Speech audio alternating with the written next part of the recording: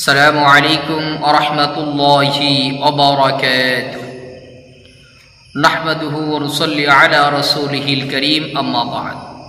সম্মানিত দিনী ভাই বোনেরা, আপনারা সকলেই কেমন আছেন? আশা করি আল্লাহ সুবহানাহু ওয়া তাআলার রহমতে সকলেই ভালো আছেন। আমিও আল্লাহ সুবহানাহু ওয়া তাআলার রহমতে খুবই ভালো আছি, আলহামদুলিল্লাহ। সম্মানিত দিনী ভাই বোনেরা, আজকে আপনাদের মাঝে একটি কোরআনে আমল নিয়ে আসলাম। বিষয়টি হইতেছে ব্যবসার মধ্যে প্রচুর পরিমাণে বরকত পাওয়ার জন্য কোরআনে আমল ও তদবির।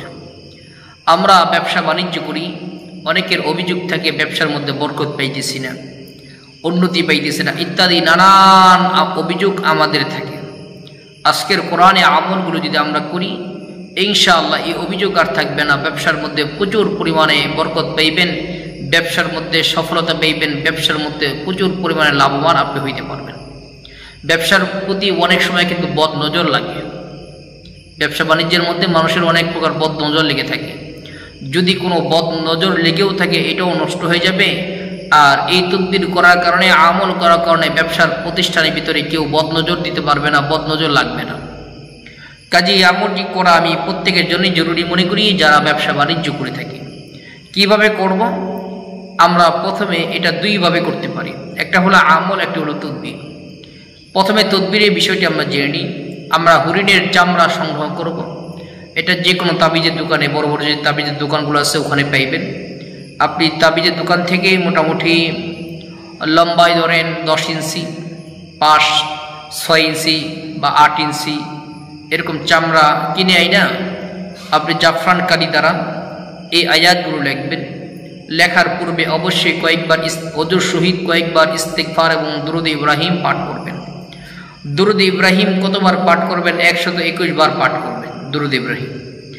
এরপরে সূরা বাকারার 259 নম্বর আয়াত, সূরা বাকারার 259 নম্বর আয়াতে কারিমা দেখবেন। আয়াতের শুরুতে আছে আউযু বিল্লাহি মিনাশ শাইতানির রাজীম বিসমিল্লাহির রহমানির রহিম أو كالذي مر على قرية وهي خاوية على عروشها قال أنى يحيي هذه الله بعد موتها। এই আয়াতি কারিমাটি, পুরা আয়াতি কারিমাটি জাফরান কালি দ্বারা লিখবেন। قال أعلم أن الله على كل شيء قدير পর্যন্ত লেখার পরে আপনি এই চামড়াটা আপনি যে ব্যবসা প্রতিষ্ঠান আছে ওখানে যে কোনো জায়গায় ঝুলিয়ে রাখতে পারেন, অথবা যে কোনো জায়গায় ভিতরে লুকিয়ে রাখতে পারেন। এটা হলো 1 নম্বর তদবির। এই তদবিরটি করার মাধ্যমে যত প্রকারের বদ নজর আছে দূর হয়ে যাবে এবং আল্লাহ তাআলা প্রচুর পরিমাণে ব্যবসা বাণিজ্যের মধ্যে বরকত দান করবে। 2 নম্বর হইতেছে